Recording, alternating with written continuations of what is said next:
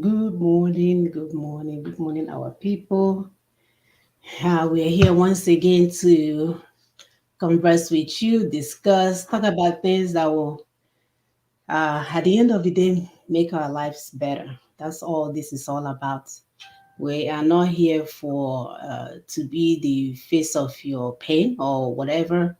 We are here to be the face of your solutions, Mm-hmm. solutions to issues. We are ready to go home.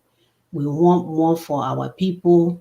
We cannot continue to sit in a place that is already built for us when our land still needs building. So our goal is for everyone to be on board, for everyone to understand what we're doing, where we're going, so that we can get home and get home soon and start doing the work. Getting the self-determination is one thing, but we haven't even talked about building the nation.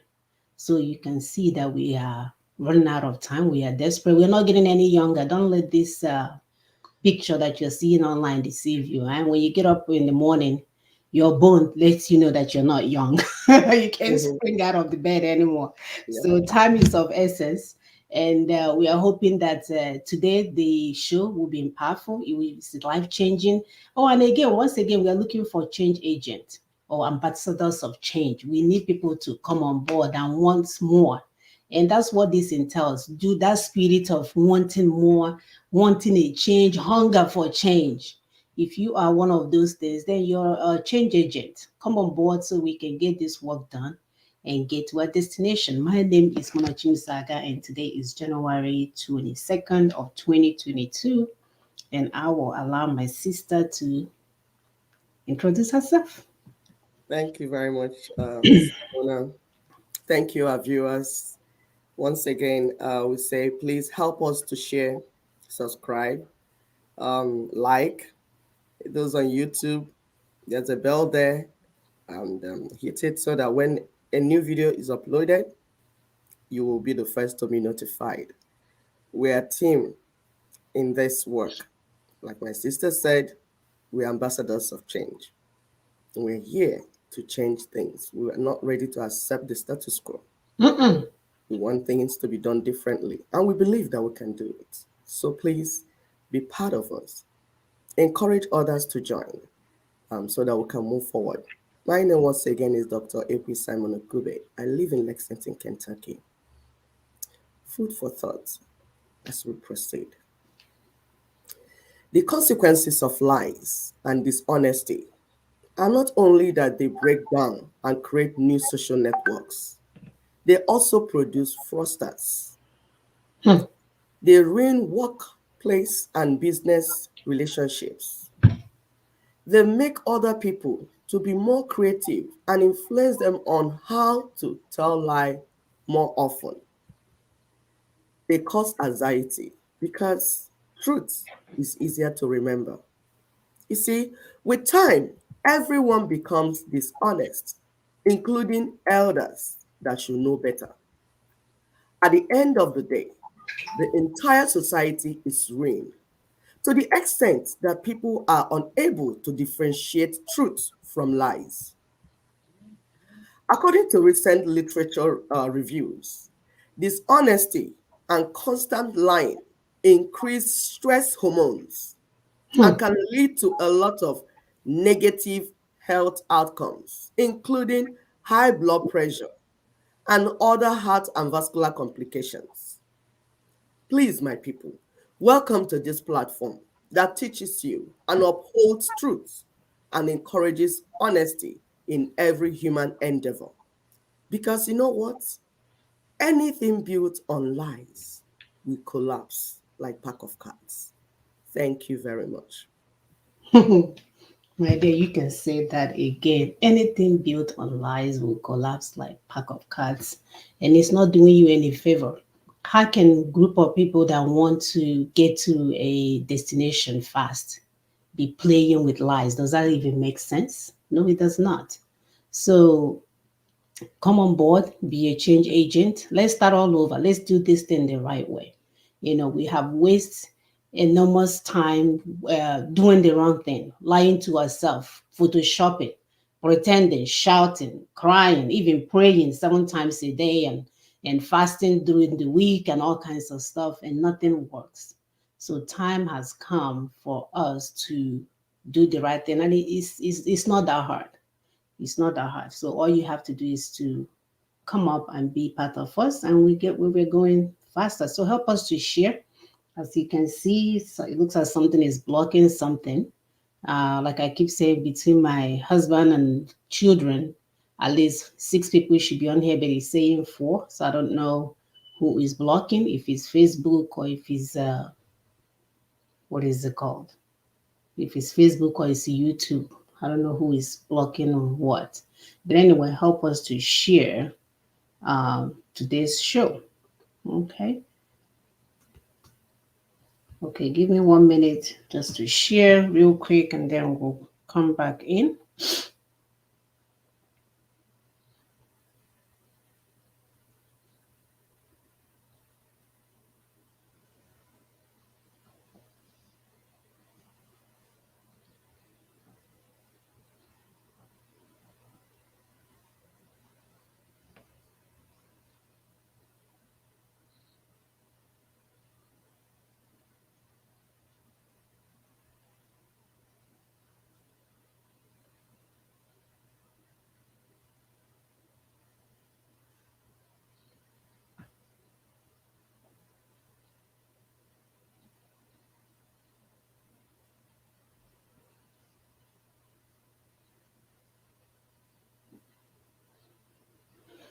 I'm almost done, a few more minutes.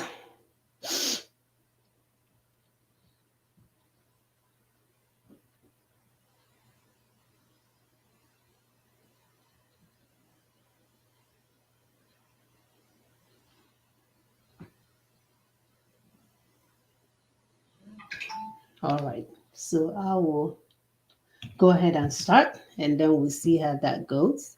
As you all know, today our brother Tony is with the Yoruba Nation, having similar talk on NINAS, because all we want to do is for people to understand the process. If you understand the process, then it's a game changer. We are done. We are done with dead people coming from their graveside to be our president. We are done with the same group of cabals waking up and deciding that they will rule us from the time they are 29 years of age to the time they are 100 years of age. It will be over.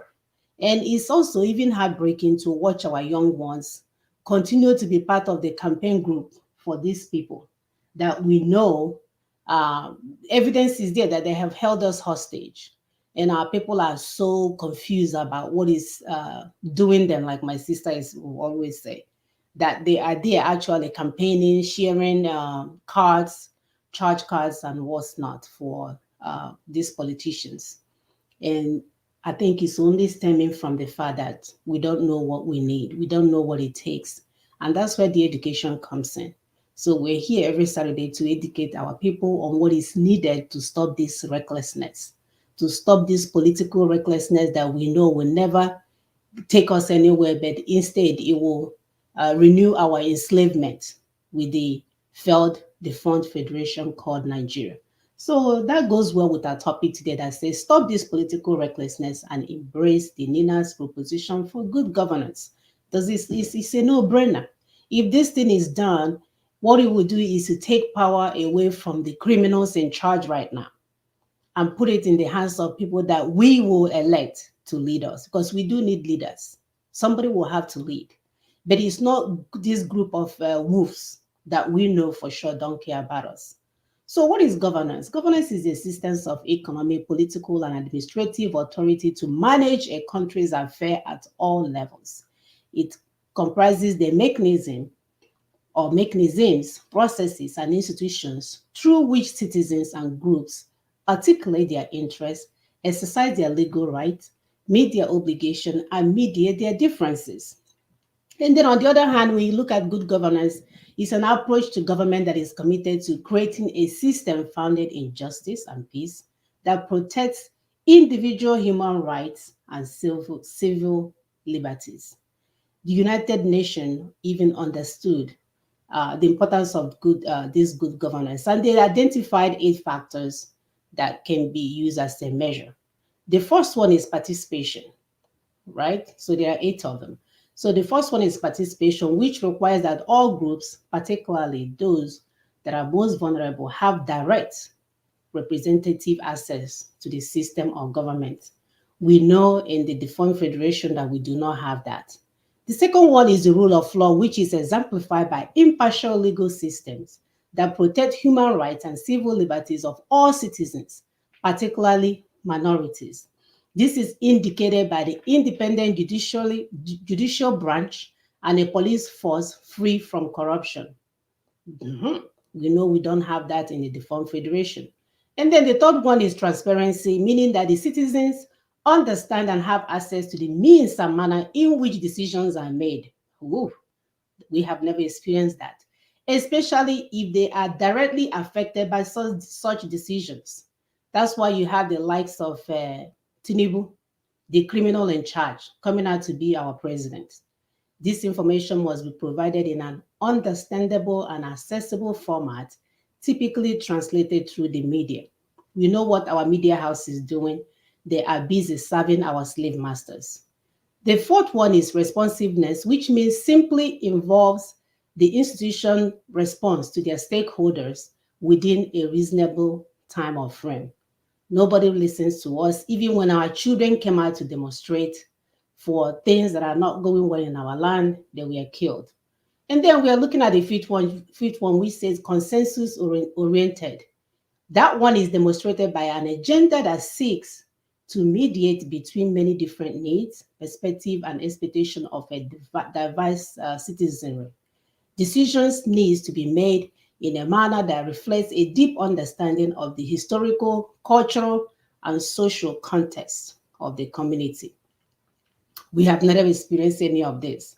So you can see we don't even have a nation. The sixth one is equity and inclusiveness, which again depends on ensuring that all members of the community feel included and empowered to improve or maintain their well-being, especially those individuals and groups that are most vulnerable.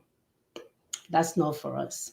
And the seventh one is effectiveness and efficiency, developed through the sustainable use of resources to meet the needs of the society. Sustainability in this case refers to both ensuring social investment carried through and natural resources which they will maintain for future generations, not in our lifetime. Last but not least is the accountability, which refers to institutions being ultimately accountable to the people, yeah, right, and one another. This includes government agencies, civil society, and the private sector, all being accountable to one another as well. None of this have ever happened in our nation or the country called Nigeria. So, as we can see, none of this ever existed in that union of death called Nigeria. Again, why will it exist when we are marked for death, right? By our colonial masters, they left us there thinking that someone will actually take us out, and to their surprise, we are surviving. But the sad part is that we still have people that are collaborating with our colonizers to keep us down. So the indigenous people trapped within Nigeria cannot achieve good governance under this illicit military 1999 constitution, which only produce venomous parasitic leaders whose sole agenda is to embezzle our collective wealth, plunder, exploit, and then on top of that, bully our people. So the only feasible solution on the table is the Nigerian Indigenous Nationalities Alliance for Self-Determination. Understand this. The Nigerian Indigenous Nationalities Alliance for Self-Determination. That proposition is the only thing that will take the power back away from these criminals in power, criminals in charge, that will take the power away from people coming from their grave, dead people. I've seen them on Facebook. Dead men are on our platform asking us to vote for presidency. You can see that you too can be part of this team who wants a better life for our people. Are you the change agent that we're looking for? Are you that ambassador of change that we are looking for? We have to get this work done, because if not, Tinubu will continue to come to be your president. Abubakar, is that his name? will come out to be your president. Everyone that we know for sure, even people that are not even Nigerians, will come out to be our president. So let's start today by playing our first video so that you can see the depth of the problems that we find ourselves in. Sister, please go ahead. Thank you, Stamona. Thank you, our viewers. Thank you for, you can see that you're sharing because we can see when people share and like. We appreciate you. Like we said, this work, we're doing it together. So the first video, from this 4 video, what we want you to take out is for you to understand that our political elites, whether Fulani elites, Igbo elites, Yoruba elites, Ijaw elites, those cabals, those elites that call themselves elites, are the reason why Nigeria is the poverty capital of the world. Elites like Professor Mogalo, Professor Tommy, they are the ones holding us down because they have refused to allow this change, this fundamental change that is needed. They want to go and get their own cake because it's cake time. Whether people are dying, they don't care. Whether people are, they will come and speak big English for us, as if we don't know all these problems and all these solutions already. We're asking you, why is it that after 100 years of existence, we couldn't do these things? Professor Mogalo, or whatever you call yourself, you're speaking English. You think we don't know those things, those theories? We know them. We all went to school. We don't even know how your own, these people that bear professor, we don't know the name of it. We are saying there is need for a fundamental change. This Nigeria that you're seeing cannot be built because there are certain things in the foundation that will not allow it. You can't even smell Aso Rock. You can't go near. You're wasting our time. You cannot get to Aso Rock alive. It's either they kill you or you don't make it. But my problem is not that you're trying. My problem is that you're wasting our time. That's my precious time, for that matter. Precious time, the time that we do not have. Because we are in a critical moment. This is emergency. People are dying every day. The change that we require is not the one that you wait for 2023 for somebody that wants to gamble with some things that he's not sure about to come again and deceive us. It's not about manifesto. There is a change that needs to happen before we can begin politicking. Listen to this video just for you to understand that other people understand our problem as well. Why is it that you, so-called professors, cannot understand the same problem?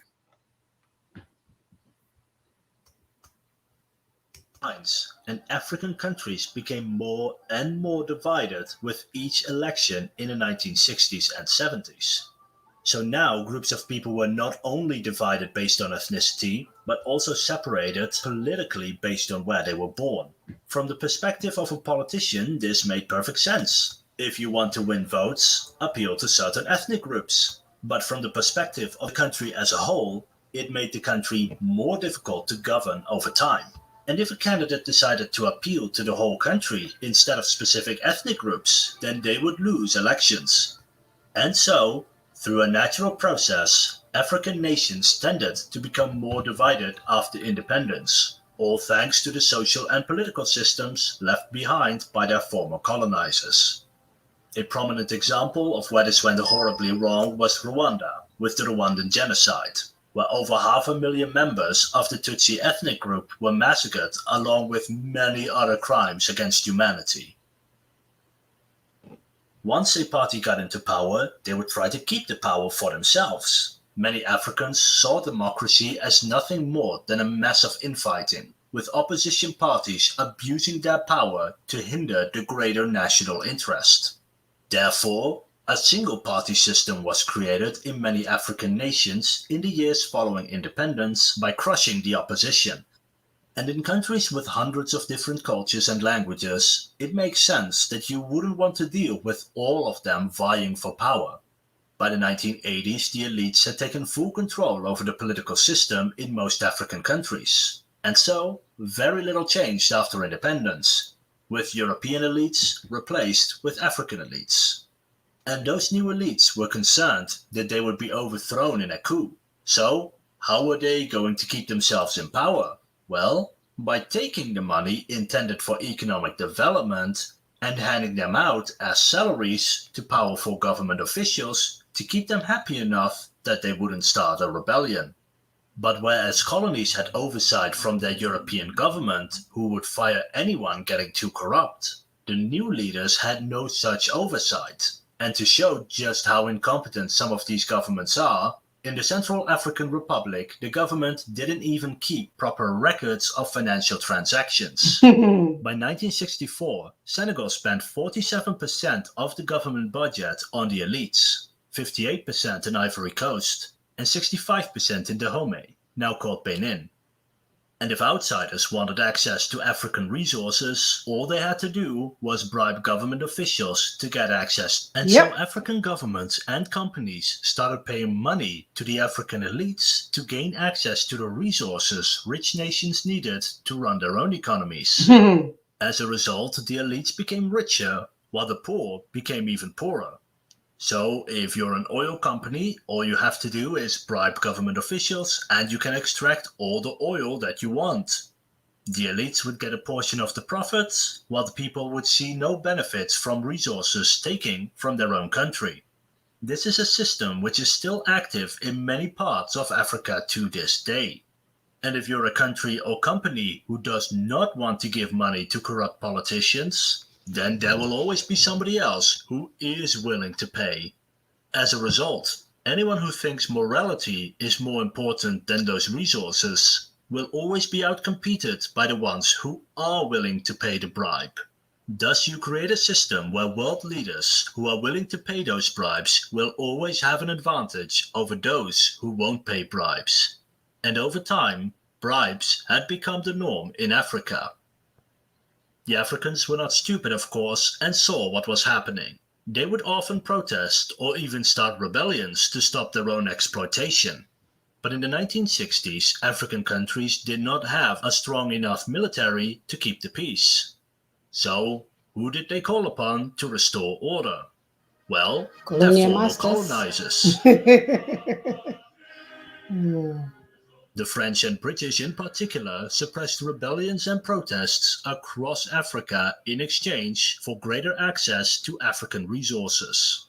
For example, in 1962, French troops broke up fighting in what is now called the Republic of Congo and put down a rebellion in Cameroon.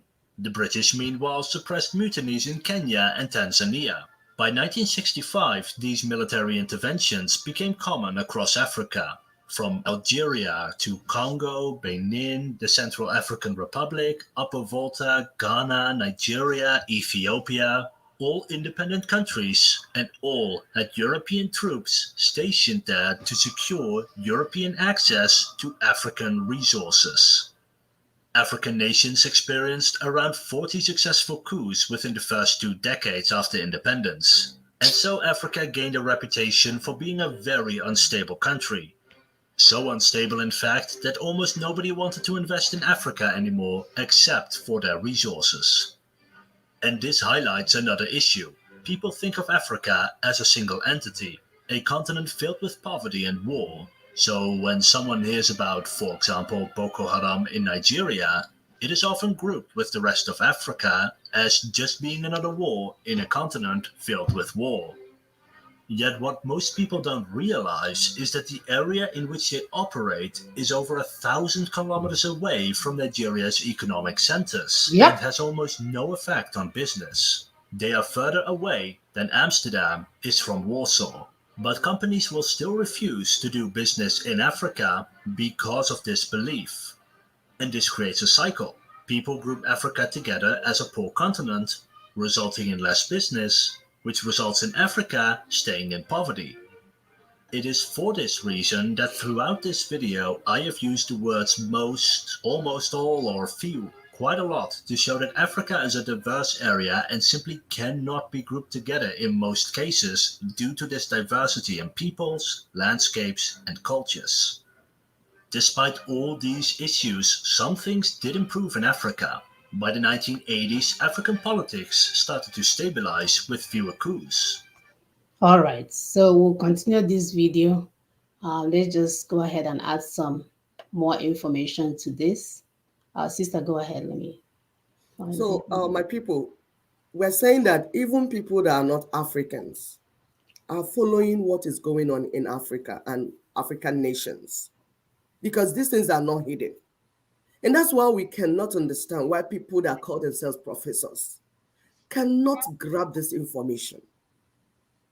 They are in the open, they are not hidden at all.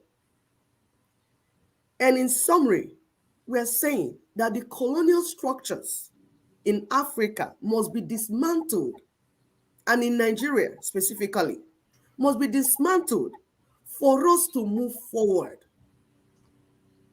And Nina's proposition is our own indigenous solution for our local problem and our local disputes.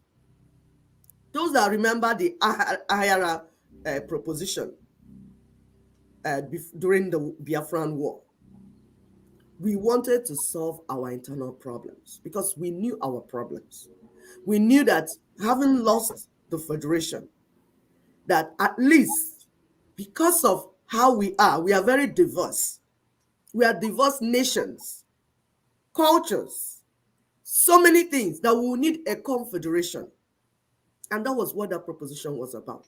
Mm-hmm. And the colonial masters ruined it thanks to their stooges. And then rather than that correction, fixing that thing, we went into full-blown war and genocide. At the end, up to 5 million people were killed, which they are not ready to recognize. They will recognize Rwanda genocide. They will recognize Jewish Holocaust. What about Igbo Holocaust? What about Biafra Holocaust? When are you going to recognize it? And that's the problem we tell our brothers that like making noise about Biafra. That making noise is not the issue. If you make noise, they will join you to make noise. Some lawyers will even come and join you to get their own money because they can see that you have free money to throw around. So they will come and share the money. But you ask, you have always known the truth. You are a Nigerian lawyer. How come you did not support NINAS to solve this problem? Rather, you will join in the euphemism, the one that is making noise. Let's make noise and collect our money. Rather than joining in solving the problem, giving it a lasting solution. Decolonization is what needs to happen in Africa and in Nigeria. And that is what Nina's proposition is all about. We need our own local solution to our local problem. We don't need foreigners to come and do it for us. We can do it by ourselves. We have brains. We have sense to do these things. Watch again in the next section some of the things he said. Because there are people in Africa that have been speaking and are listening to them. That's why they make some of this comment show for people that should know to know. We're asking, why is it that our own elites are stubborn, deaf, dumb, wicked, stupid, reckless, anything you can call it? Why is it that they've refused to allow this change to happen so that we can move forward? Why do they like deceiving us, playing games around? Go ahead, please, sister. It's sad, my sister. It's sad. Even this guy did a very good narration by informing them how the system was set up only to benefit the colonizers. And Exactly. we're still talking about the same system. They will never set it up for you to be free. They set it up in order to have corrupt officials for them to come in and take resources to build their own nation. You heard the man say it in there. And until we change that whole system, until we totally dismantle, like radicalize that whole system to benefit us, we will be running in circle. And the political system in Nigeria is one of those ways that the colonial masters will continue to have a stronghold on us. If we don't get rid of whatever that is going on in Nigeria right now by following NINAS protocols, then we will be running, this whole thing will be happening. And the worst part of it is that they will not mind to sit again and watch second Rwanda genocide. They will not mind again to watch another Biafran genocide, they will not mind. As long as their business is flowing, you guys will be fighting war and they will be coming there to pick their resources and fly out. So you see that we can no longer allow our enemies to dictate for us. Time have come. We are so mature. We have come of age to deal with this problem. Why do you guys think God sent us all over the world? For those of you that are still in doubt if I'm able to do this, look at the great work you have done. Whatever you may have found yourselves. We have been everywhere all over the world and we're able to survive just with one suitcase into any country. Before you know it, we have made a home, we have started a business, we have done it all. So why is it then that we are leaving our destiny in the hands of those representing the colonial masters? You see, going to 2023 election will renew our enslavement. It will continue this paradigm that our colonial masters started before they left. They will continue to serve them until we understand that if we want our power back, excuse me, and start all over, that is the beginning of good things in our lives. But if we continue to speak English and call ourselves professors and we have 20 microphones in front of our faces, then that means we are not ready to go yet. And the good part about all of these things is that God is not coming down. He's not going to change this because God has a proposal on the table called NINAS proposal. If you think that fasting and praying and going to election will change it for you, then you'll be lying to yourself. I will play this next video.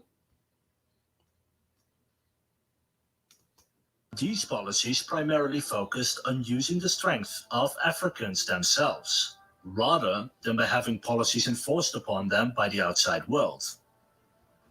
The African Renaissance can only succeed if its aims and objectives are defined by Africans themselves, if its programs are designed by Africans ourselves, and if we take responsibility for the success or failure of our policies.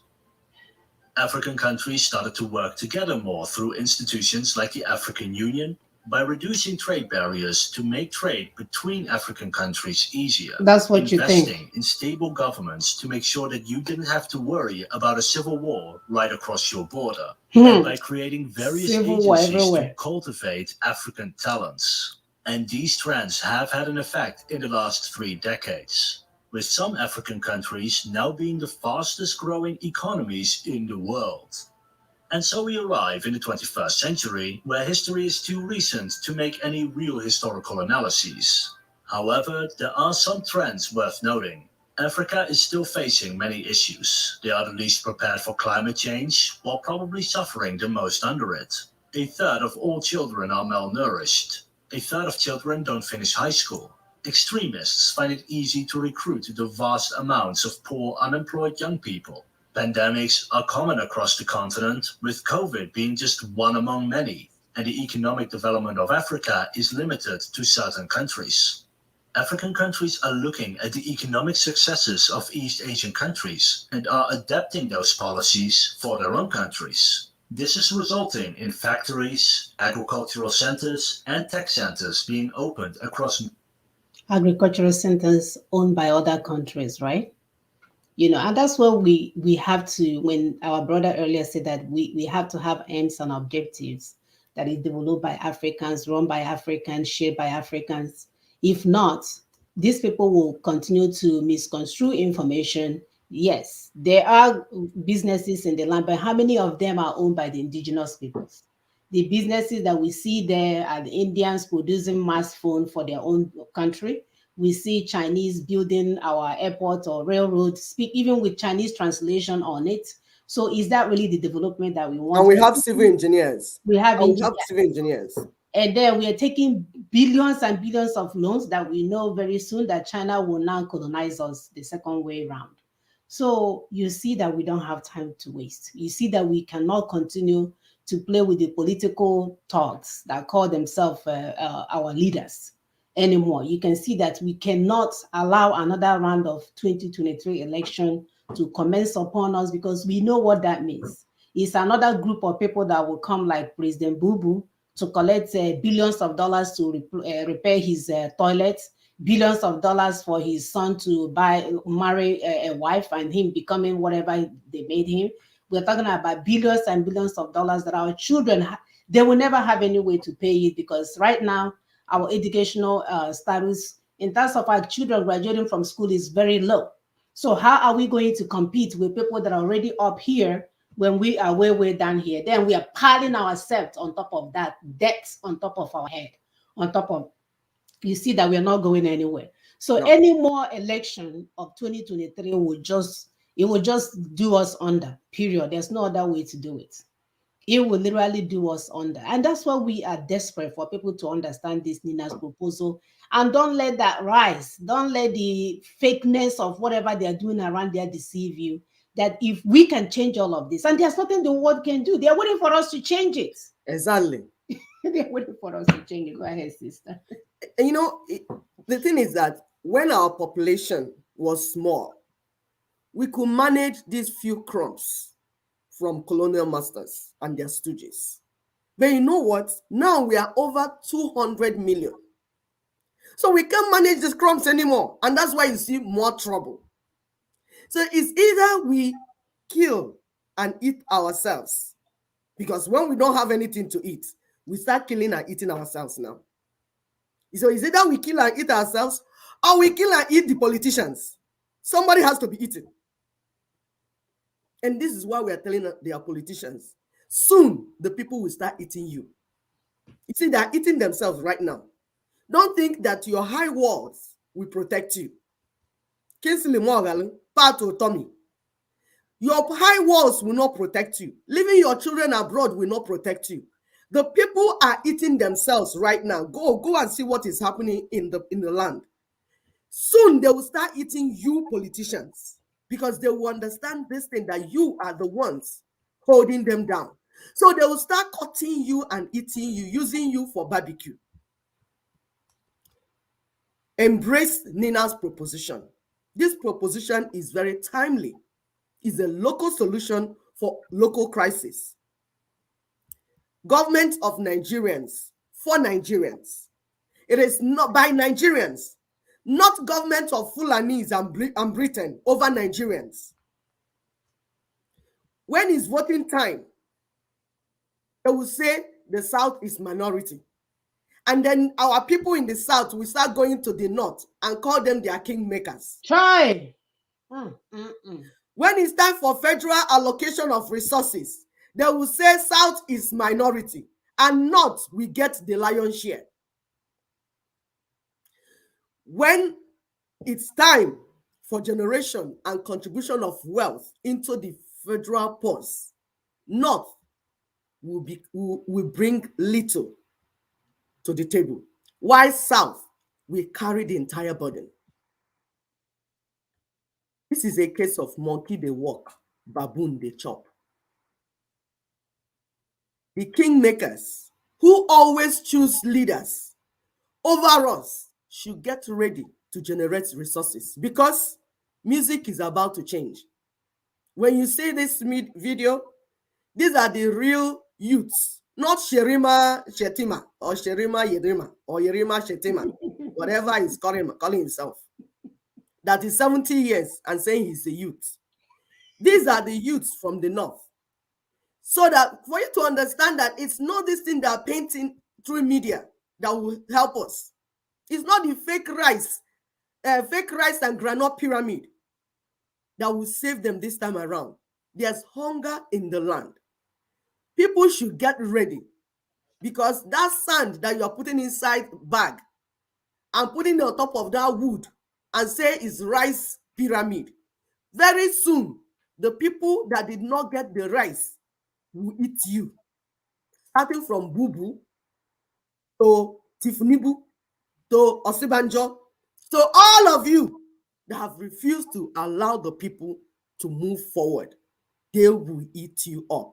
Look at what these children are doing. Then you see, these are Nigerians.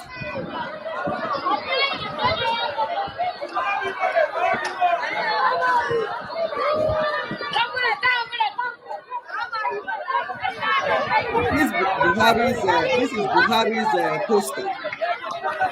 Those that can understand Hausa and those that cannot understand Hausa, watch the children and see how they move. See their reaction to ordinary poster. They will begin to understand what they will do to human beings when they see the people. Because hunger is real. It is not a joke.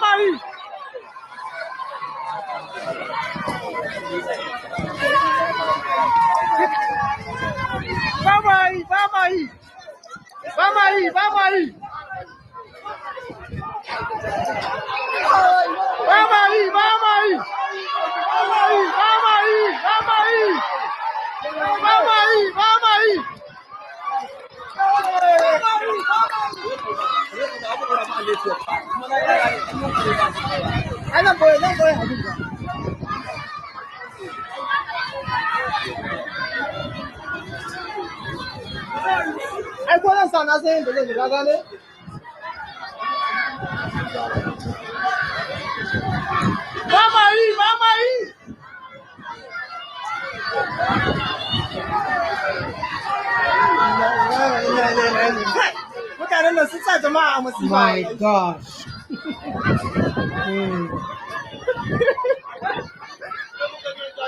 Because of time, we can play the next one. But we are using this to show our people real reaction, not adulterated reaction, not stage man reaction, not the one that media, NTA will come and channels will come and paint and show you. Real feelings. These are children. Imagine what these are youths and children. Imagine what their parents will do. Now, this is what their reaction to ordinary poster. Imagine what they would do to the human being. Do you people understand that what you're cooking, you will soon eat it? And NINAS is here to help you so that we get a well-tailored solution. We will fix these things and not go into explosion. This is interview on the street. These are real Nigerians that will tell you how they feel. Listen, for you to see that our campaign is working, it's getting to the grassroots. And when that information goes round, I'm telling you, your lie cannot sell anymore. Your lie has expiry date. And we are here to make sure you get to that expiry date by teaching our people the right thing, by teaching our people truth, and then presenting solution to them. Please go ahead, Sister Mona. Supposed to be caught. Is it not that fool that said that he has dismantled the Boko Haram? Now, what do I want to say is not a new thing. There are many books that Buhari has brought to Nigeria. Many criminals, we brought them to books, we do this, we do that. You see, there is nothing new in Nigeria. The only solution to this country is referendum. They should not deceive themselves. Nigeria is a dead country. It's a failed nation. Whether they like it or not, if they don't do it in time and they allow Nigeria to restructure itself, they won't like it. All these people that they thought that they are in secure place today, all of them, they will look for a way to run away from this country that will be waiting for them. Go to Lagos now. Go even in this Abuja. Who can walk freely now? How many people can walk freely in federal capital? NSAS, that's a warning. The next one, hey, even UN that closing their ear and eyes now, they will come, they will call, nobody will listen to them. Nothing like 2023 election. It's a voodoo. All things that can make Nigeria to be peaceful before 2023, let Buhari write his name with golden pen. If it's truly meant for Nigeria, let them call for council conference or a referendum. Let people speak their mind out, not the election.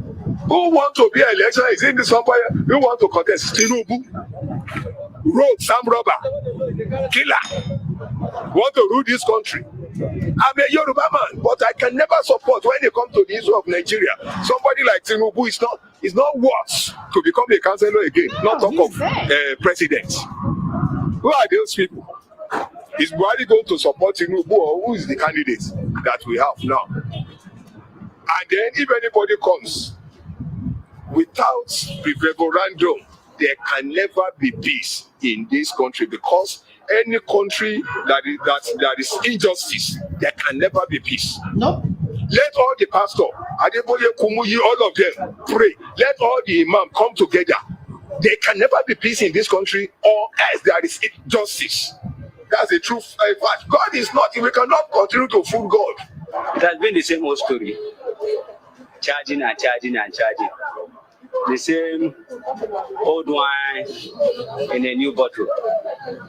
The result will still remain the same. They say rejuggling of the security apparatus. The result will still remain the same. What this country needs is total restructuring. It's total what? Restructuring. Security have to be decentralized. Charging the security chief have been the order of the day since 1998. Has anything changed? Nothing has changed. Nothing has changed. It's the same old story, and it will bring out the same result. What are the results? Killing, burning of houses, destruction of innocent Nigerian properties from north to south. That is the result of the charging, and nothing good will come out of it, except and until Nigeria is restructured, total restructure, political restructure, economic restructure, security restructure. That will be the solution of Nigeria problem. The insecurity, something to do with joblessness, hungry, and also we have, don't get me wrong, we still have jihadists who are doing this to convert everybody to Christianity. Yes, I've been saying it for the past 3 years. There are some jihadists who are doing this in the far north to convert everything, everybody to Islam. You see, coming to the elections. Electoral bill or no electoral bill. Some elections in Nigeria has not been honored. OBJ during his own time, 2003, he rigged Buhari and Ojukwu. In 2007, he rigged Buhari and Ojukwu. Buhari himself in 2019, he knows that he didn't win the election. He rigged. So how can Nigeria be deceiving themselves? Pastors, lecturers, lawyers, doctors, they say to go and register, go and have your voter's card. At the end of the day, somebody who didn't win the election we take charge. Look at Imo State. Look at Ekiti State. To me, Nigeria is going down. I'm sorry. There's no objectivity in analyzing political situations, the development of the polity, and all those stuff. So because of that, most people will not want to, because our president Chadi decided to take actions against the ban. It's something they have done. We have made several pronouncements about it, and we saw the promises he made when he was coming to power, that 2 months after his section, that banditry and Boko Haram will be a thing of the past. But what have we seen? We've seen, instead of a confederation of banditry activities, Boko Haram activities escalating beyond the point where it was before he came to power. So it's not something one can just really delve into. But like I said, I'm not looking at the headline. All right, so we'll stop sharing here. Please help us to continue to share. You can see that Facebook is again at work, doing what it needs to do, because they are part of the colonial masters. They are part of the ones that don't want us to understand what it takes to be, to be an independent nation, true independent nation. So we know what they're doing. So if you want us to overcome this, please continue to help us to share throughout the show. They are blocking this. If I was here now twerking, doing all kinds of stuff, they will allow 1 million people. But for the fact that we are talking about what we use to liberate Africans, liberate ourselves, so that we can build our own Facebook and have other people come and use it. That's what this is all about. They want us to continue to while away in ignorance, continue to, act like children when we are adults, continue to call ourselves youth when we are 70. When other youths of 70-year-old in other countries have retired and waiting for their checks to come in the mail so they can go on vacation. So please help us to continue to share. You can see that our people are frustrated. The good news is that they understand that it's a problem at hand and they have a way to solve it. Everything must come down. People must be given a voice to decide what to do in that nation before any freaking election. It's just that simple. So for those of you telling people to go and pick up your PVCs, ignorant people that are hiding somewhere overseas, telling people go and pick up your PVCs, Tinubu, the dead man himself, he actually came back from the dead, because, they talk to each other in the spirit, to tell you that your PVC has expired, people. Do you know what they did That's to how that their voting will expire too. Yes, that's how your voting will expire. He knew. It's only God, this God that we pray for or pray to. Do you know the only reason why that thing came out of his mind, because came out of his mouth, is because he's running for an election? Yes. That PVC was left with no expiration date. So you, the monkey, will tell yourself that you have a PVC. Mm-hmm. When you get there and swipe it, you will act like a swipe, but nothing will read for you. It has If always your been president, Jonathan, can be struggling to have his own PVC recognized, your president, Jonathan, yes. Imagine you, the monkey and the baboons. Mm. What kind of PVC card you have? Don't let the shininess, because they have the Americanized system, so it looks shiny. It looks like something you can get when you go to Europe or US. It's fake. Tinubu told you that your stupid PVC has expired. Go and renew it. How do you know? We cannot afford to go to this election, my people. Go ahead, sister. And it has been the case over and over. Some people think it started with Buhari. Buhari just came to make it louder. This is what is going to happen to you when we eat you up, and nothing will happen. Because it's about self-determination for Fulanis. Buhari has been preaching self-determination for his own people.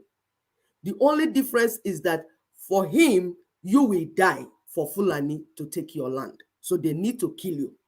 Either they chase you out of your land, they kill you, all the things they will do to you with the British people, and you will move and they will take over the land.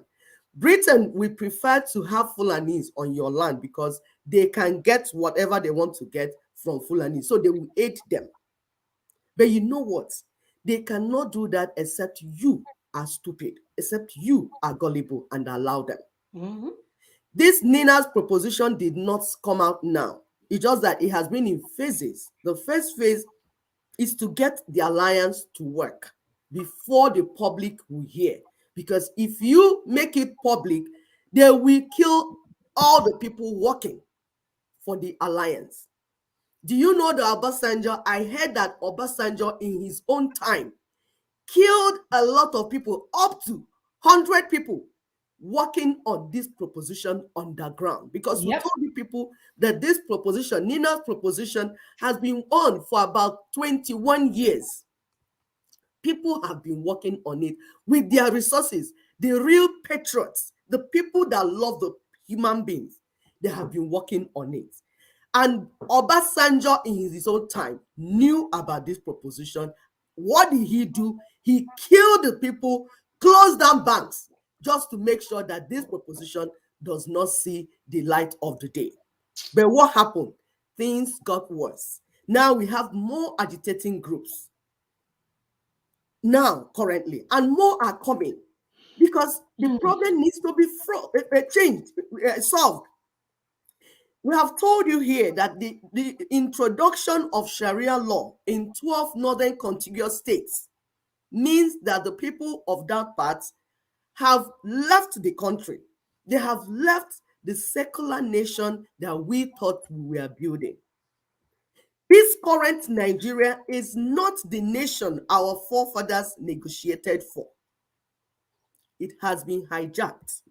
So it is time to renounce. Whatever it will take, we must talk to our people. Those that are trying to drag us to that general election, that 2023, they are our people.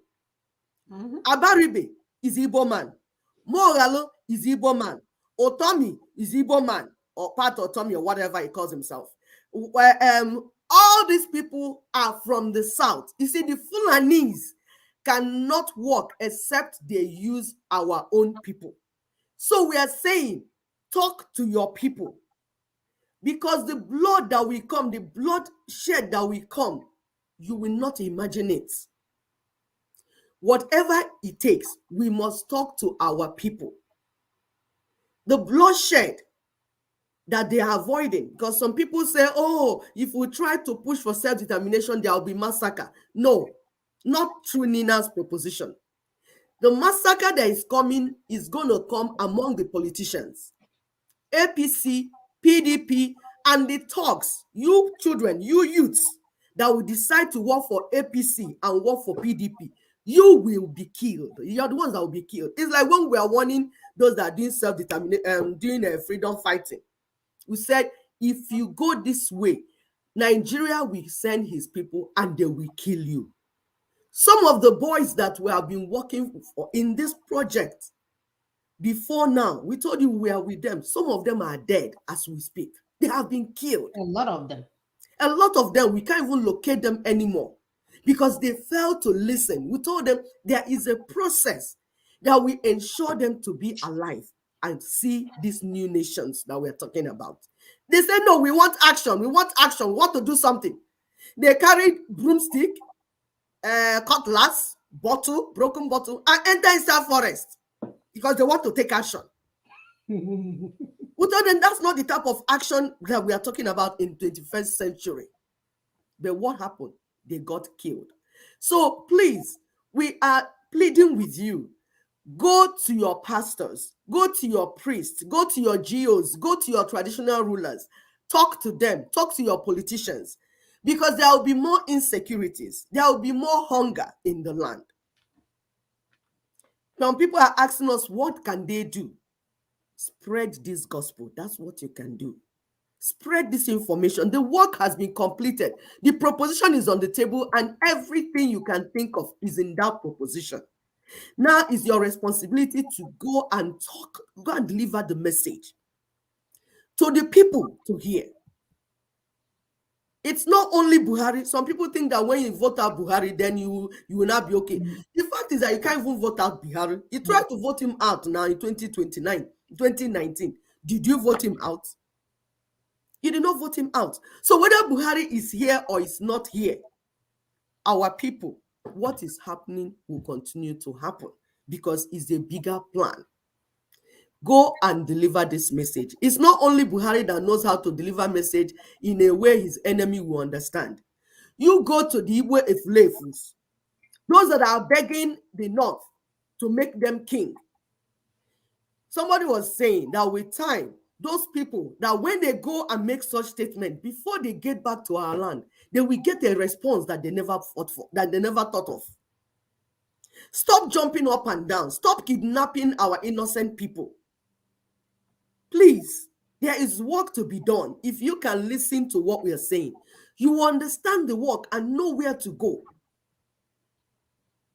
Your brothers that are going to make stupid comments, assuming that you have delivered this message properly to them, the next person will not make that type of statement.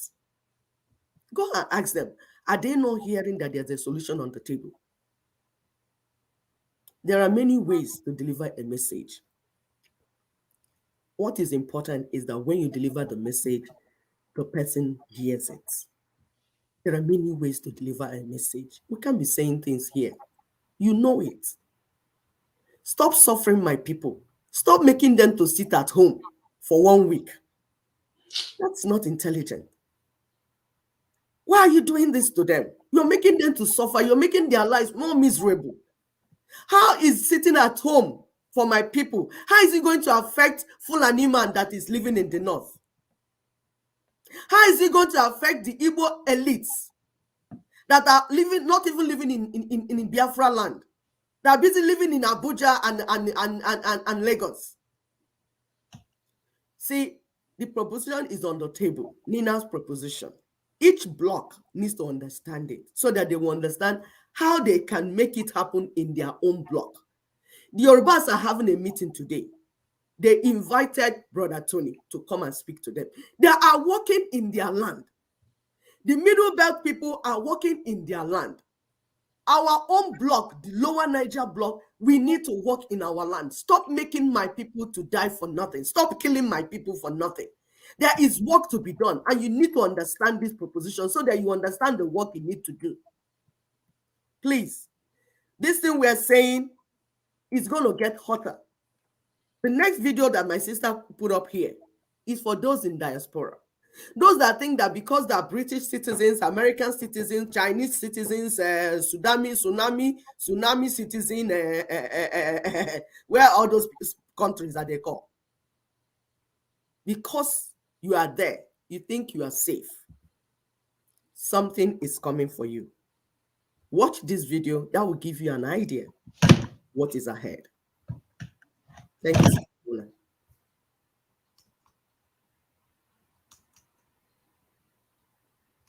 The Nationality Borders Bill, which is before Parliament and has received second reading. We look at this particular bill because of the controversy that it has generated over the last few weeks.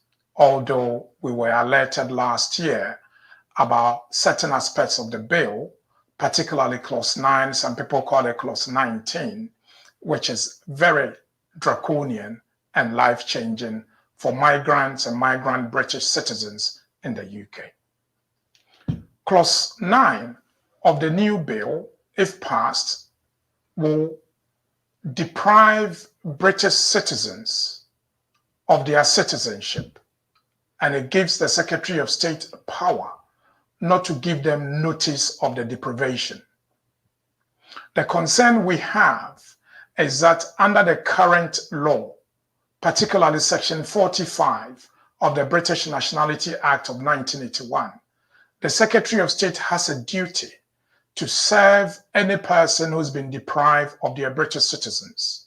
Can you imagine being deprived of your British citizenship and not being provided with notice of the deprivation? Can you imagine traveling out of the country, arriving at Heathrow Airport, and being informed that although you left as a British citizen, you are no longer a British citizen and you will not be allowed to enter the UK?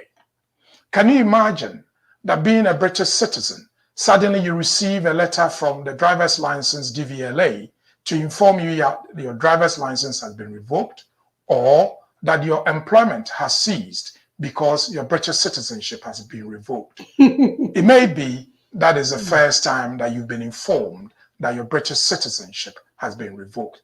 This is why members of Parliament on both sides have raised particular issues with this aspect of the law. How can they deprive you of your citizenship without notification? Your citizenship can be revoked without notification, one, if it is impractical to inform you. Impracticability has not been defined. Two, where they do not know your whereabouts. Three, if there are national security concerns. Four, for diplomatic reasons. And five, for any other reason which is in the interest of the state. Ladies and gentlemen, this is where we have problems with this particular bill. All right, so who defines what in practice? Because of time factor, we are going to post this on our Facebook page. The point that this guy is trying to make is that you can wake up one day and your citizenship is gone. You can wake up one day, you can actually go to your country or whatever, leave the country to come back only for them to tell you at the airport that you're no longer a citizen. So you see, there is an urgency for us to get this work done.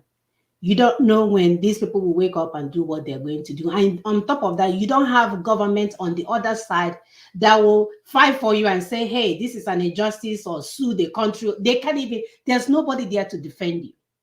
So you can no longer sit in the comfort of your own citizenship, wherever you may find yourselves, and think that it's okay for what is going on in our land to be going on. Because a lot of us have already gone home this Christmas. We made our COVID dollar. We went to show it off and we come right back because it's comfortable here. And we're saying that it does not make sense not to make your home, your first home, comfortable, because you don't know when the other side will make it uncomfortable for you. Whenever there's insecurity or whatever, you fly right back. You have your own little house waiting for you on the other side. Time is of essence, y'all. God is giving us little signs here and there, and we keep pretending like we don't know what he's saying because do you know who we are? We're telling you that time is limited. Let's do the right thing. Let's get together. Let's put hands to help this NINAS proposal come to fruition so that we'll have an alternative. If for some reason you don't care, but at least make it an alternative just in case it's hot on the other side. Because it can be hot. People are sleeping in Britain and they're passing this Bill 19 that our brother is trying to explain to our people. They don't even know what is going on. They're busy returning back from their vacation, returning back from showing off. Some of them went to a club, they had a good time. They don't know that Boris Johnson and co are there cooking up something that can deprive you of something. That because is the colonial masters want their land back. Yeah. And the lawyer is also saying that it will even extend to your children that are born in Britain. So you don't get it twisted. You may say, okay, I'm old, I will just go back and die in the village. No, they will be shipping you and your children back. Sister Muna, the elites living in our land all ran to give the birth to their children in Britain. Those people that when we are telling them, let's fix this land, they have in mind that their children are British citizens. That when it gets trouble, hot, they will escape. Good news. When you now escape, get there, they will revoke the citizenship. You are back to where you are coming. You know where you end? Mediterranean Sea. That's where you end. Because here is now hot. The Fulanis are here. The Fulani, the Caliphate, they've taken over Nigeria. The owners of the land, the colonial masters, have revoked whatever. You see, ask yourself, what made them, how did you become a citizen of that land? Is it not law they made? If you watch this video that we played just now to the end, you tell you that laws are made and laws could be revoked.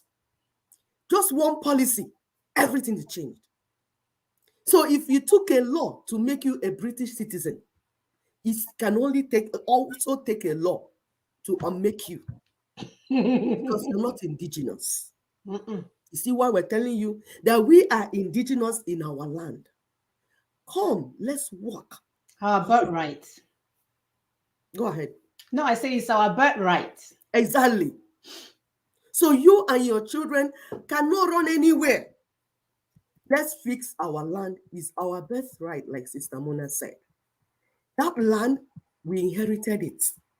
And we need to decide what happens on it. Not Britain, not Fulani, not the foreigners, nobody. The resources in those lands ought to belong to us. And we will say what to do with them. So self-determination is our right. It will not lead to any massacre. Please, those of you that are so afraid, the work, the dangerous part of the work has been done. And when they were doing it, you are not even aware. Obasanjo was busy killing the people that did this work, trying to get their money that they're using, closing down banks. Do you know how many years that was? That was before Buhari even came. We told you that at the time Buhari was part of this work. But they moved when they understood that this work will not, that their forefathers' desire to conquer everyone, that this work will stop that desire. They moved away and introduced Sharia in the northern parts. Because with that, they can now conquer the whole Nigeria. It will be easier for them to conquer. And we're telling our people, we can use this to work and get our freedom. Stop following Fulanis into their slaughterhouse that they call 2023 election. 2023 election is a slaughterhouse, and the Fulanis will kill you. Rather than give you that presidential slot, they will kill you. See, they are pushing Tinubu in one hand. They are pushing Omahi and all the other mad people in the other hand. How many presidents are you going to produce? They want to make your heads to jam and you kill yourselves and they will still Fulanize you. And we are telling you people that under NINA's proposition, self-defense is part of self-determination.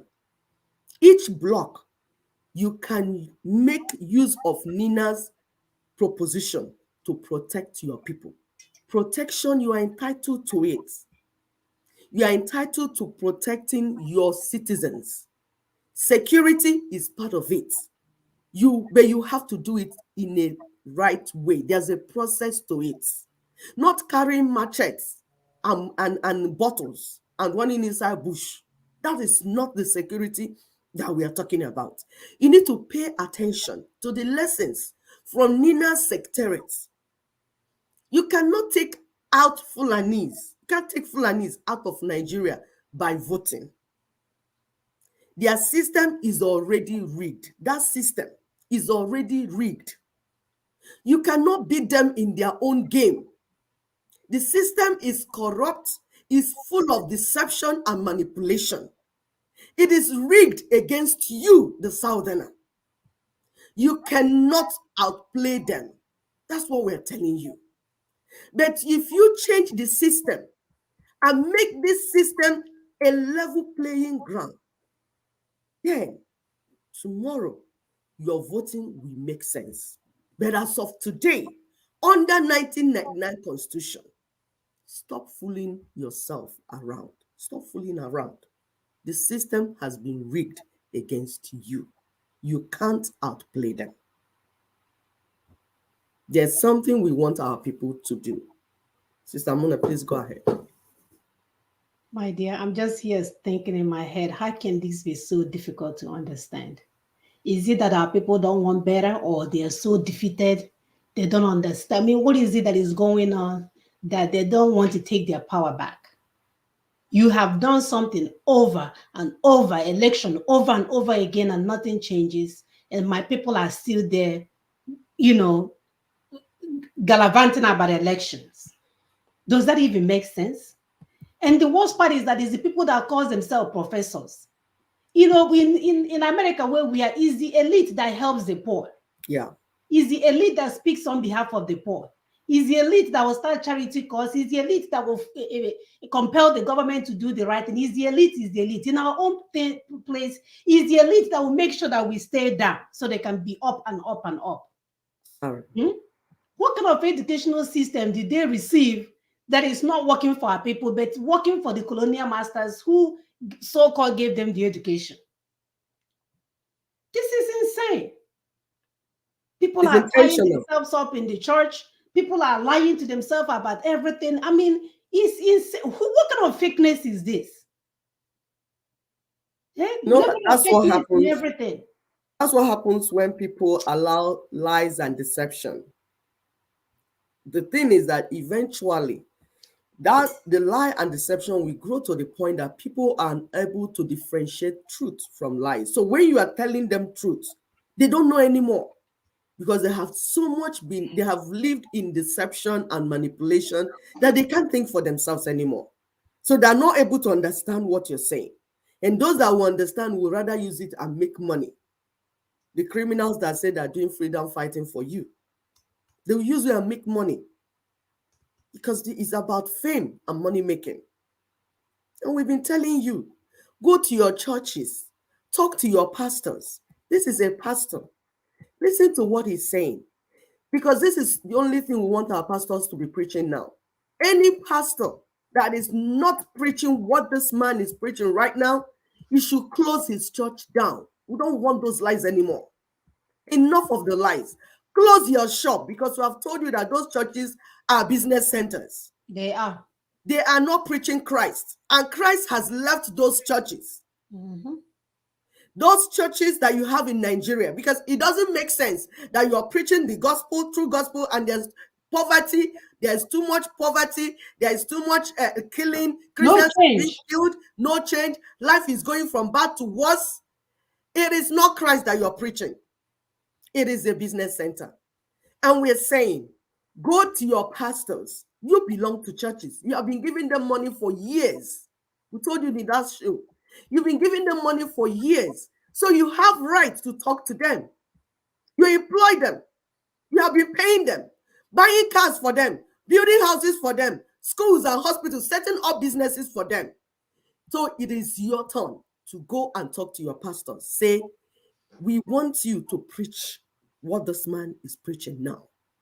Else, close your shop, close your church, because it's not useful. It's useless to the people.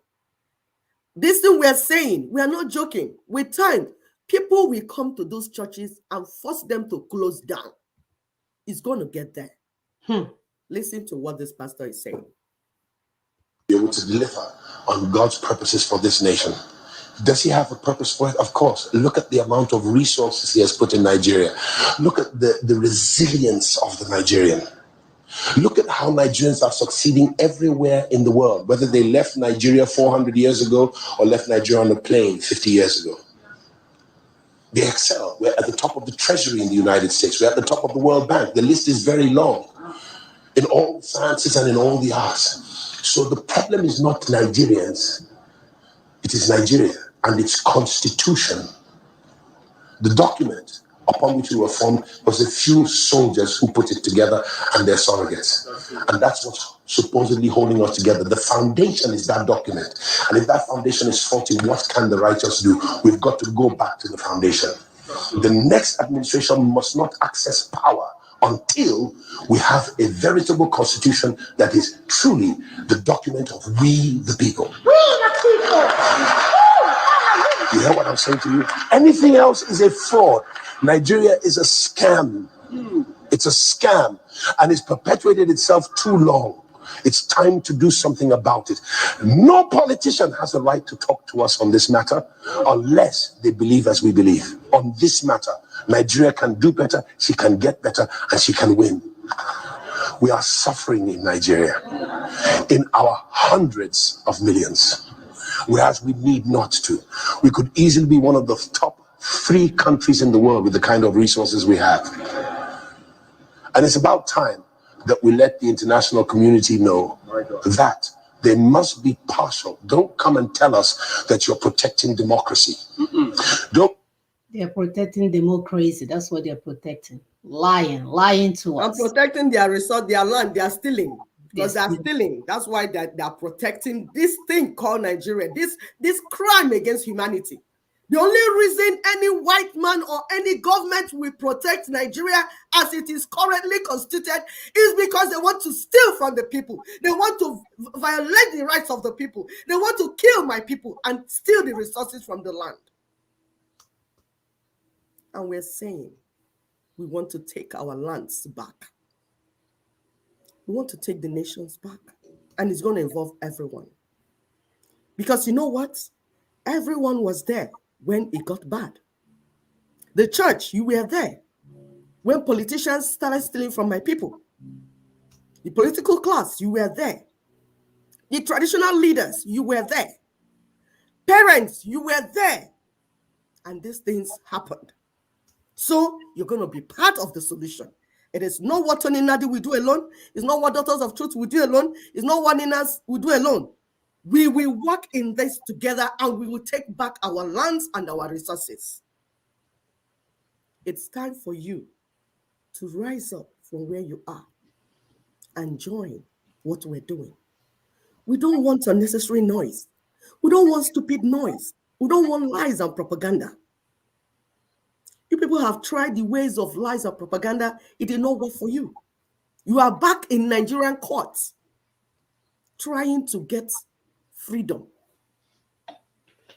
Nigeria captured you in a basket and you are in their courts asking to be free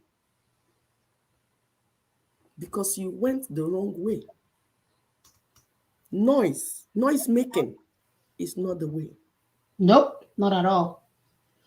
There is a strategy on the table and we want each person to understand it. We've done a lot of videos. Tony Nadi has done several videos and teachings. You hating Tony Nadi will not do anything for you. If you want hate Tony Nadi from morning till night, the proposition is on the table and that's your only way out. Yep. That's how my people say it. Sorry for those that don't understand Igbo. I spoke to my people in a language they will understand. I told them, I will repeat it. Mmiri doneju, doro wanketa. You see, this proposition is your only way out. You continue to go in circles, deceive yourself, lie to yourself, manipulate yourselves. When you're done, 2 things. Either you die or you follow the proposition and you'll be free. Yep. That's it. Because you have been caged all around. And the 1999 Constitution is the seal on your cage. Yep. The seal on your prison. Is the seal on your enslavement. And so far that Constitution is still alive, you will never be alive. This work was done in South Africa because we're not the first to start it.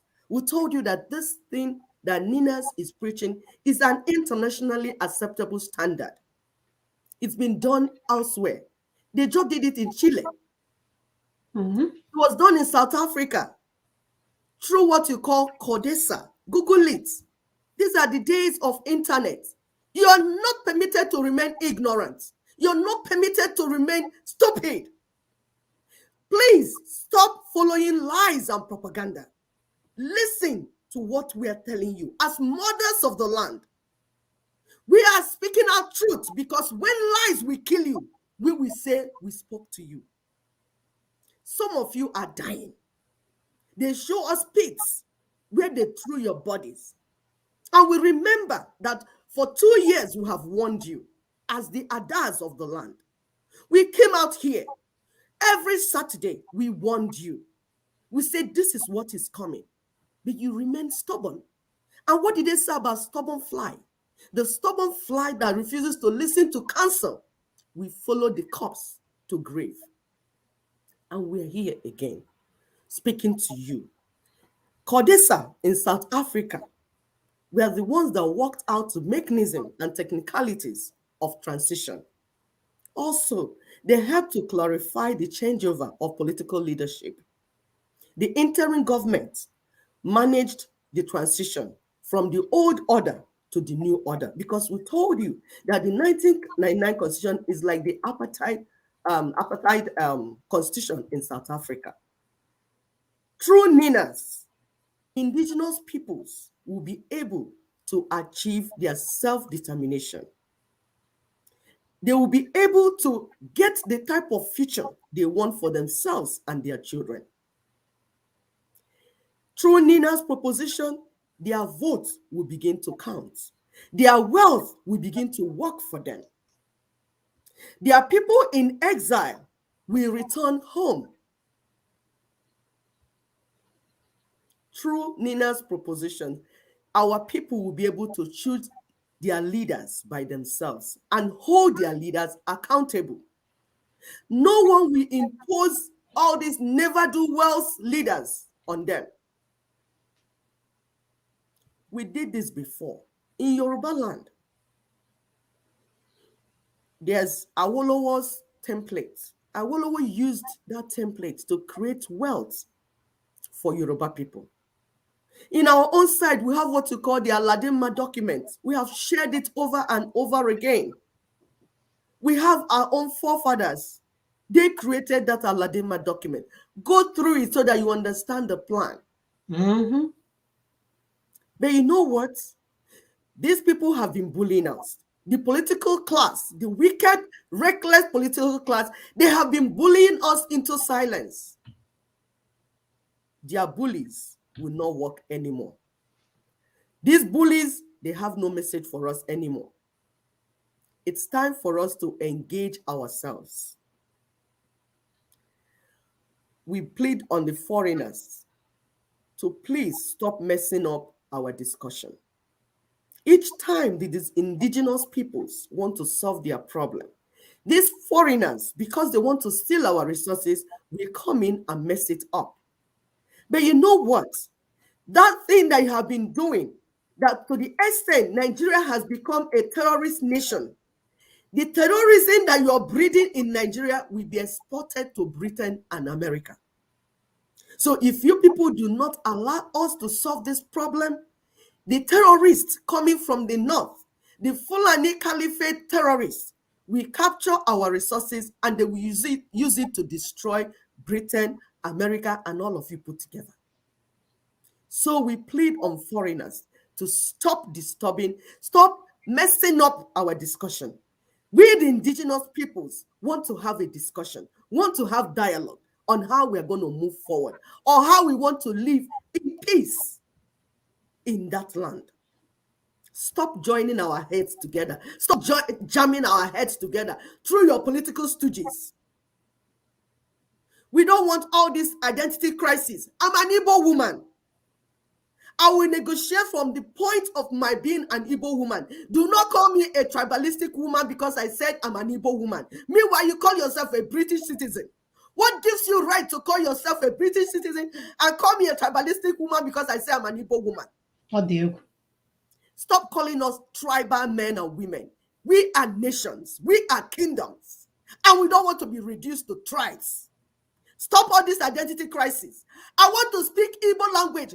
I want to be able to teach my children in Igbo language. This is the language I inherited from my forefathers, and I want to pass it on.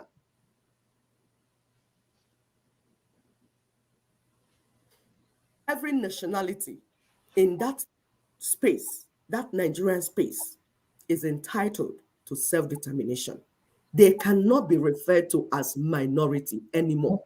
No. There is no nationality in Nigeria that is a minority group. So we're saying you want to decolonize the whole place. And part of the decolonization is stopping all these lies. The lies that have told us that some groups, some nations are majority and some nations are minority. That's a lie. Mm-hmm. Mm-hmm. We are equal members of the union.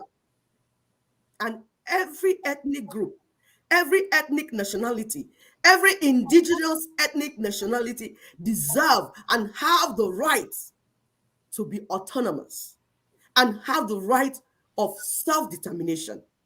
The sovereignty, their sovereignty is their right. It cannot be taken away from them. Not This at is all. what NINAS stands for. The white man carried some of our nationalities, put them in the bellies of other nationalities, and called them minority groups. Ndori, criminals. These are criminals. And we are saying, NINAS is saying no more.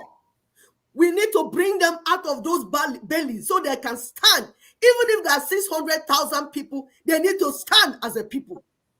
They need to stand as a nation. They need to stand, have their self-determination, and make the decision to say, okay, I want to form confederation with this other nation. That decision is their right. That's what NINAS is saying. Whether you are called Midwest, whether you are called Middle Belt, whether you are called Niger Delta, whatever they call you, we want you to answer your indigenous name.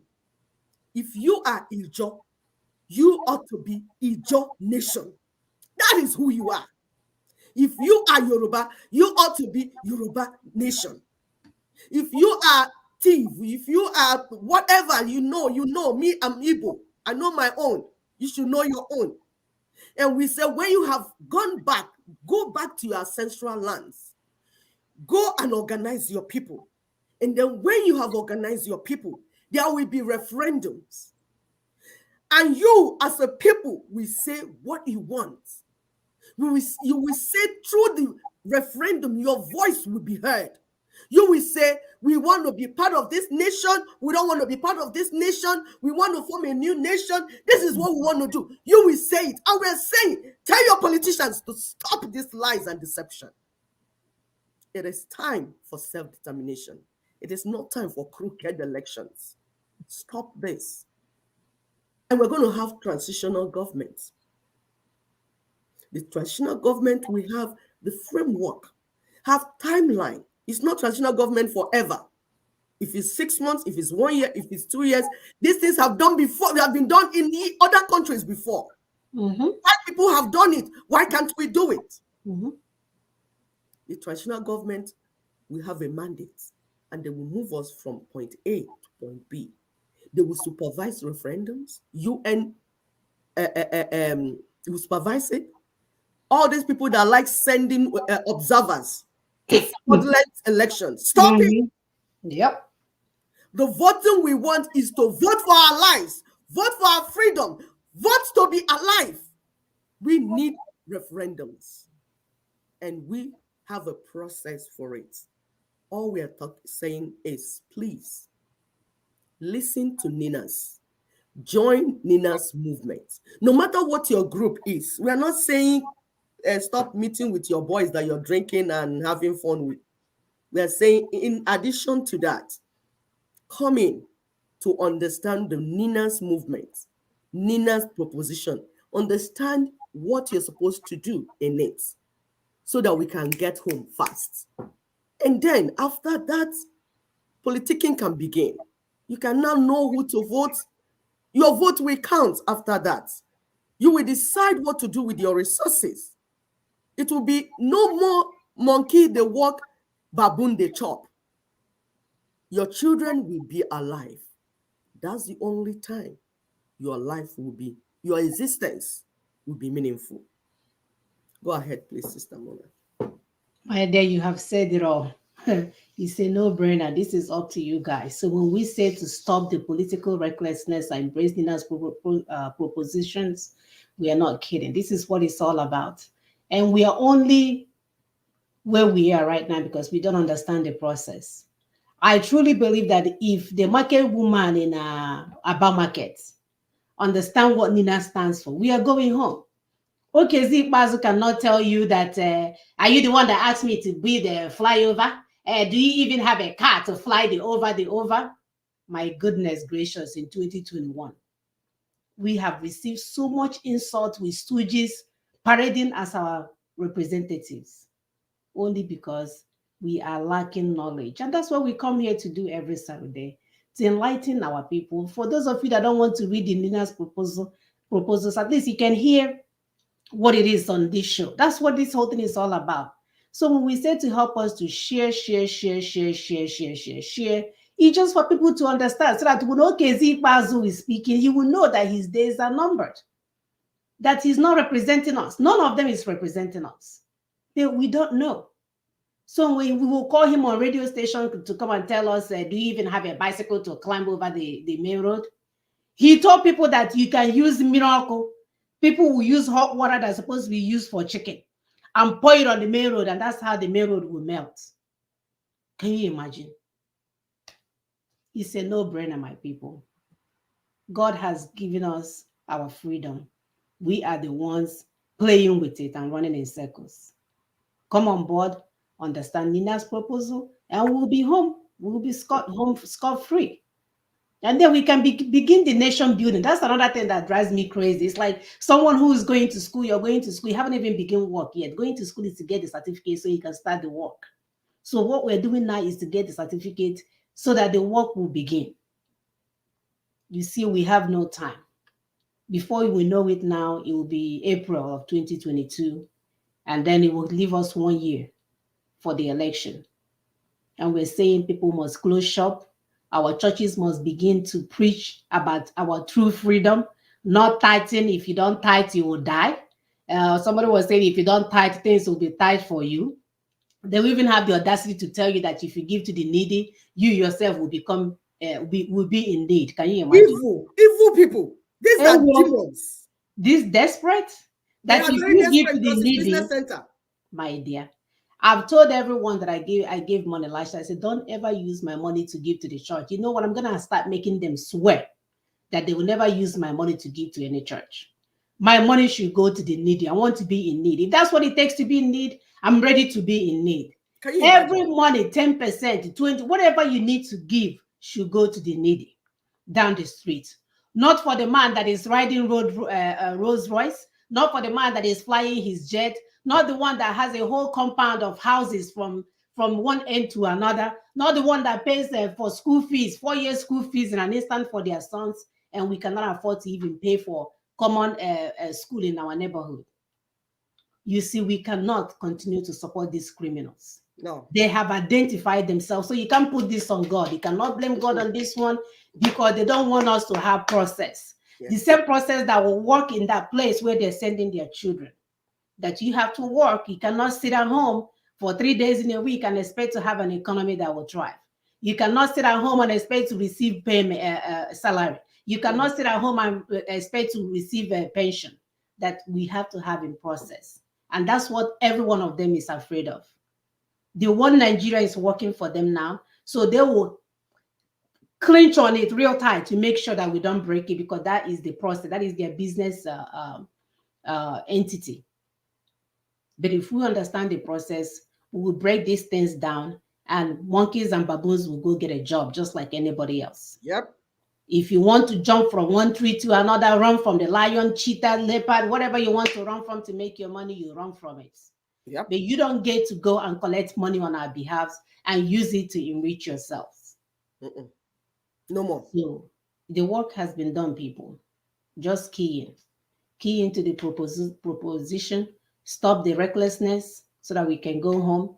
Do not let them deceive you with their degrees. Do not let them deceive you with their good command of English. Do not then let them deceive you by how many radio stations and TV stations they can appear on, only to take you to the slaughterhouse. You see, the British citizens or the British government is already making a plan. Yep. Every little thing that happened, COVID, Africans cannot come.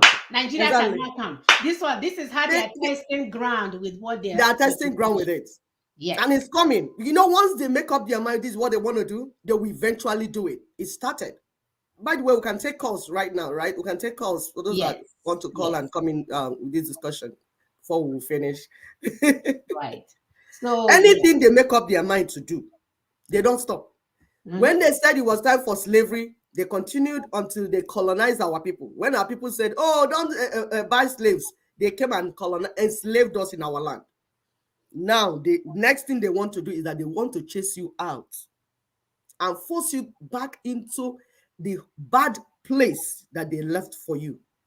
That since you are telling them, no, don't, they want to force you back. They want to stop you from coming. So you that you are thinking of how to bring your mother, your aged mother, late father, to make them to become British citizens, when you know that elderly ones hate cold. Our mothers and fathers hate cold, but you will push them to come and become British citizens. And you're saying, my mother is a citizen, my father is a citizen. Why is your Igbo man not becoming citizen of your village? Please, our people, call so that we can discuss. If you have question, you can call to ask question. We want you to understand this proposition. There is no other way to get to that freedom. Other ways, they will lie to you. They are just using you to collect money and then become famous. And at the end, somebody I was listening to, because some people are in clubhouses, and we appreciate people that are setting up clubhouses for people to discuss self-determination. We cannot call your names, but we appreciate you because we can see what you're doing. So someone was saying that they are tired of having people coming to make noise and lead them and then push them into protest and everything. They will run out. And when they run out, they will give them asylum in some places and give them huge amount of money. Because self-determination, like freedom fighting has become work for some criminals. When they make enough noise, the politicians will come and meet them and give them 600 million, 500, huge amount of money. The money that should be used to build hospitals, that be used to develop your land. The governors, because they don't want them to make noise in their state, we take that whole money and give to their leader. They're not giving to the people making noise and protesting, no. They will identify the leader, give it to him or her, and that one will fly out of the country, go and seek asylum, and begin a big life. My people, please stop enriching these criminals. Listen to NINA's proposition, the movement. Whether you like Tony Nnadi's face or you don't like his skin complexion, you are killing yourself. That is, you're tying yourself on the ground, and Fulanis will come in and deal with you.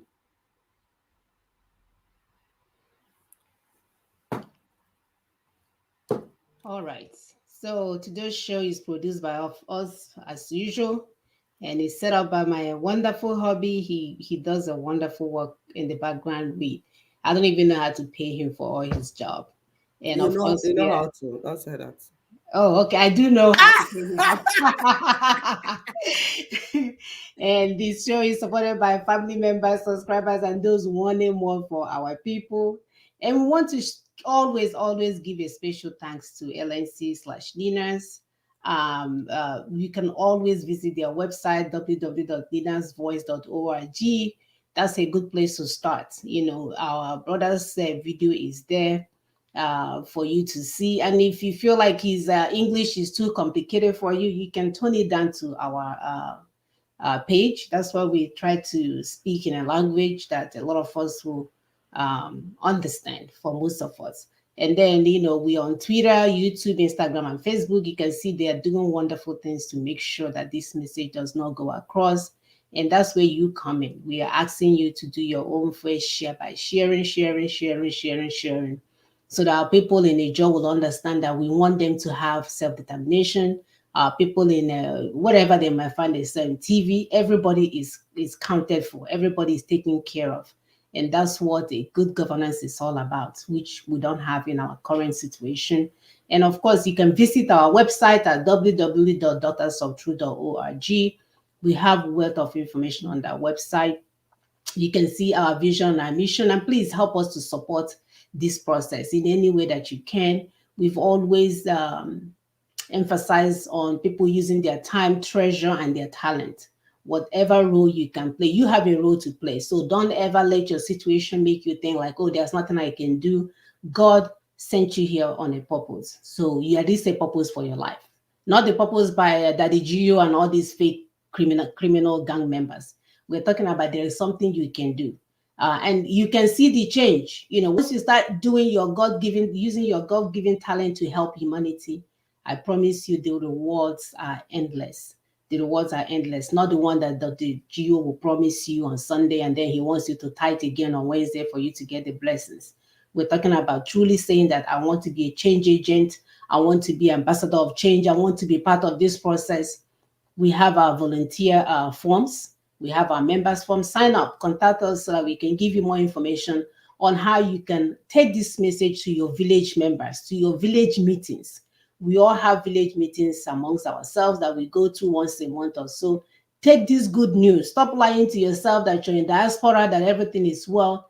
Boris Johnson and his cohorts are doing wonders. You don't know when this thing will come up in your face, and you don't want to be left in the rain without coats. So please do your own part. So the website again is www.daughtersoftrue.org. And we want to commend our people. We want to start promoting our Made in Aba, Onitsha, Lagos. We want to start promoting Made in African brand. So if you know of anything that you want us to show at the end of the show, to tell our people to contact you, we definitely would love to do that. We want you guys to shine. We want you guys to succeed. We want you guys to be able to do what other people are doing, because we are no different. We did not come to this earth to suffer, only for us to suffer from the day we are giving birth to the day that we die. I don't think that's God's plan for us. So we can do better, my people. So thank you guys so much for joining us. We will see you guys next week. As usual, I know last week I actually announced the free giveaway for the question of the week. We weren't able to start yet because the phone card has not been purchased. So hopefully by next week we'll purchase the phone card. We don't want to send out the message send out the listing without everything being in place. So that's why we don't have the question of the week. But as soon as we're able to purchase those SIMS card, we will start. So thank you guys so much for joining us. Again, do not forget to share, and have a blessed and a wonderful weekend. And by the way, please help us to follow Brother Tony today. I don't know, I wasn't able to see where they were profiling that meeting, but as soon as we find it, we will definitely drop it on our Facebook page, so that you can see what our brothers and sisters in the Yoruba nation are doing. They are not playing. They don't want election in their land. They don't care if your name is Tinubu or Basanjo or Basanjo or Bosanjo or Subanjo, Njo. They don't care. Everywhere. They want more for their people, and they are serious about it. They are not faking it. And we are looking for the same serious-minded people and the change agent in our own side of the woods. So thank you so much. We'll see you guys next week. Bye-bye.